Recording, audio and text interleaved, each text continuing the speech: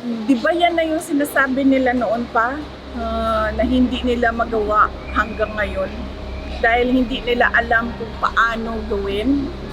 At dahil sa totoo lang, nung sinabi yung 20 pesos per kilo na bigas, ay nagsinungaling yung nagsabi. Alam niyang hindi kayanin, pero pinaasa niya ang mga tao na ibibigay yon. One last question. Meron akong pagdududa ha, na magbebenta sila ng 20 pesos per kilo na bigas pero hindi pang tao, pang hayop. Kanang ginatawag nila og ano sa bana siya sa murag lamaw.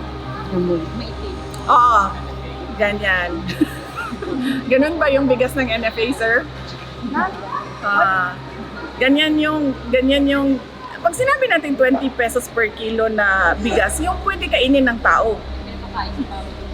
Oh, yan yun, diba? Yan yung 20 pesos per kilo na binibenta, yung pinapakain sa baboy. Hindi mga baboy hindi mga hayop ang mga Pilipino.